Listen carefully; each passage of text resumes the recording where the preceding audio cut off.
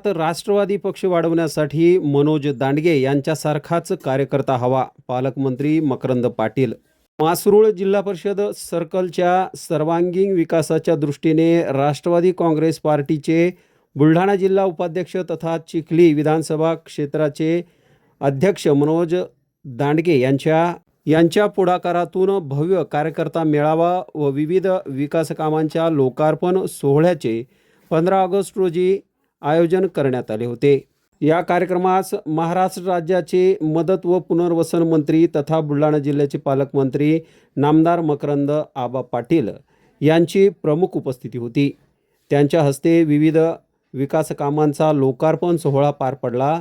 यावेळी मासरूळ जिल्हा परिषद सर्कलमधील विकास कामांचे व भव्य असा कार्यकर्ता मेळावा देखील यावेळी पार पडला.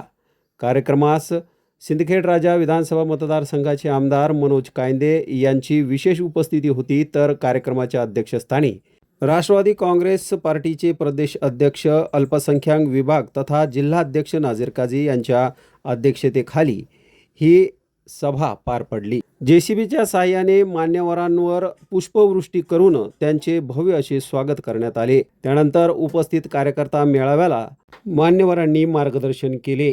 जिल्ह्याचे पालकमंत्री नामदार मकरंद पाटील यांनी मनोज दांडगे यांच्या कार्यकर्तृत्वाचा गौरव करत त्यांना भविष्यात कुठल्याही निधीची कमी पडू देणार नसल्याची ग्वाही देत आपण सदैव त्यांच्या पाठीशी असून जिल्हा केंद्रीय बँकेत देखील त्यांचा विजय होईल असा विश्वास देखील आमदार मकरंद पाटील यांनी व्यक्त केला.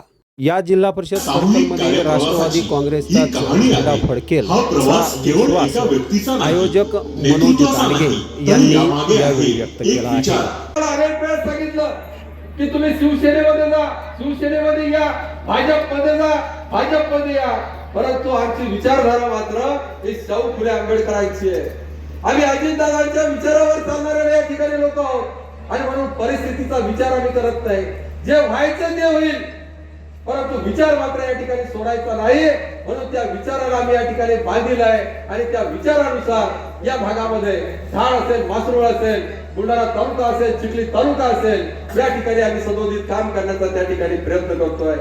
आणि तुमच्या माध्यमातून ही ताकद या ठिकाणी आम्हाला मिळालेली आहे, ती निश्चितच त्या ताकदीचं आम्ही सोनं केल्याशिवाय राहणार नाही साहेब. हे सुद्धा आजच्या कार्यक्रमाच्या निमित्ताने या ठिकाणी आपल्याला पुढच्या काळामध्ये जिल्हा परिषद पंचायत समितीच्या निवडणुका होत असलेल्या त्या अनेक वर्षापासून घातलेल्या आहेत. परंतु मला असं वाटतं की आता बहुतेक होतील, कारण आता सुप्रीम कोर्टाने सांगितलेलं आहे की डिसेंबरच्या अगोदर निवडणुका घ्या.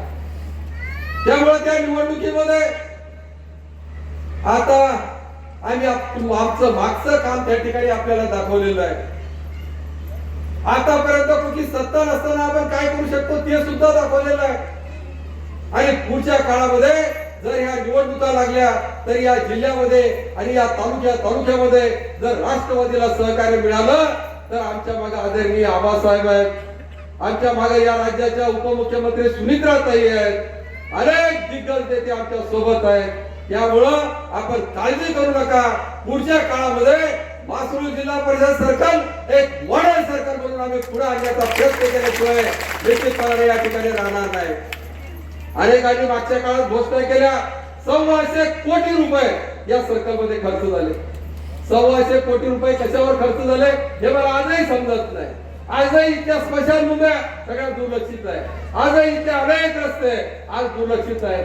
शेतामध्ये जाणारे शेत रस्ते सुद्धा अजून त्याचं काम सुरू झालेलं नाही. मग 1,200 कोटी रुपये गेले कुठं? 1,200 कोटी रुपये प्रत्यक्षात खर्च झाले की कागदावर खर्च झाले हा सुद्धा मला पडलेला या ठिकाणी निश्चितपणाने प्रश्न आहे. म्हणून पुढच्या काळामध्ये आबासाहेब मी या ठिकाणी सांगू शकतो की इथलं आपण जे पैसे दिले त्याचं ज्या दिवशी आम्ही उद्घाटन केलं त्याच दिवशी त्याचं काम सुद्धा सुरू केलं. असं एकही काम नाही की त्याचं फक्त उद्घाटन केलं आणि काम सुरू केलं नाही. म्हणून या सगळ्या बाबीमध्ये आम्ही पुढच्या काळामध्ये कसोशीने त्या ठिकाणी पुढे जाण्याचा निश्चितपणाने या ठिकाणी प्रयत्न करू, या वचन आपल्याला या ठिकाणी देतो. आणि आज मी हे सांगत असताना दुसरा अन्याय पुन्हा आमच्यावर त्या ठिकाणी झाला की आपल्याला माहित आहे बुलढाणा जिल्हा केंद्रीय सहकारी बँक ही शेतकऱ्यांची बँक आहे, या जिल्ह्याची बँक आहे. आपल्या सर्वांचे खाते त्यामध्ये होते, अनेक कर्मचाऱ्यांचे खाते त्यामध्ये होते, आपलं डिपॉझिट त्यामध्ये होतं. परंतु मागच्या काळामध्ये या बँकेचे हाल कुणी केले हे मला काही वेगळं सांगण्याची गरज आपल्याला नाहीये. आणि त्या बँकेची आज निवडणूक लागलेली आहे. त्या बँकेला 22 कोटी रुपये नफा झाला असं काही मंडळी त्या ठिकाणी आम्हाला सांगतात. खरा नफा किती झाला हे मलाही माहित नाही, परंतु त्यांच्या सांगण्यानुसार जर 22 आणि 25 कोटी जर नफा झाला असेल तर त्यामागे दिवंगत अजितदादा पवार यांच्यामुळे ती बँक त्या ठिकाणी उभं राहिलेली आहे.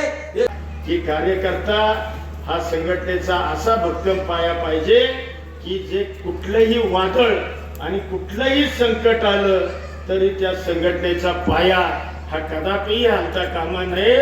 अशा पद्धतीचं काम हे तुम्हाला मला उद्याच्या कालावधीमध्ये करायचं. मी निश्चितपणानं मनोज भाऊंना सांगेन की तुम्ही आता मला वाटतं बँकेची निवडणूक लढताय. मला कळालं परवा की आपल्याला काही विचारलंच नाही. खरं तर केवढं दुर्दैव आहे. कार्यकर्ते आहोत, कार्यकर्त्यात कसं जोर पाहिजे, जोश पाहिजे. ओगे झाले नुसती पत्र, हे काम आबा करा, ते काम करा. मी आता वैतागलो. मी काम घेऊन येणाऱ्याला आता स्पष्ट सांगतो, तुझा निकाल आता दाखव.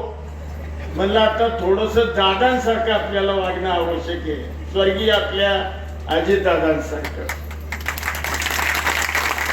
कारण ज्या दादांच्या नेतृत्वाखाली हा आपला राष्ट्रवादी काँग्रेस पक्ष आजपर्यंत काम करत आला आणि आजही स्वर्गीय अजितदादांच्या विचारावर आपण राष्ट्रवादी काँग्रेसचे सगळे कार्यकर्ते या राज्यामध्ये दादांनी दिलेला विचार, दादांनी दिलेली शिस्त, दादांनी संघटन वाढी करता केलेलं काम, प्रयत्न, या दादांनी दाखवलेल्या वाटेवर आपण सगळेजण काम करणारे कार्यकर्ते आहोत.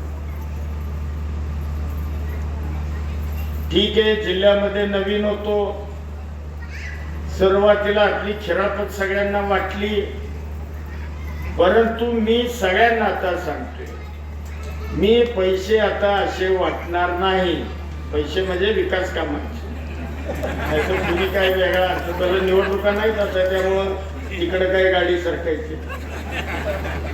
परंतु मी आता ठरवलंय की जो कार्यकर्ता कामाचा आहे, जो कार्यकर्ता खऱ्या अर्थानं संघटनेचं काम करतोय, जो कार्यकर्ता खऱ्या अर्थानं निकाल घेतोय, अशा आणि अशाच कार्यकर्त्याला इथून पुढं हे डीपीडीसीतले विकासात्मक पैसे आपण द्यायचे.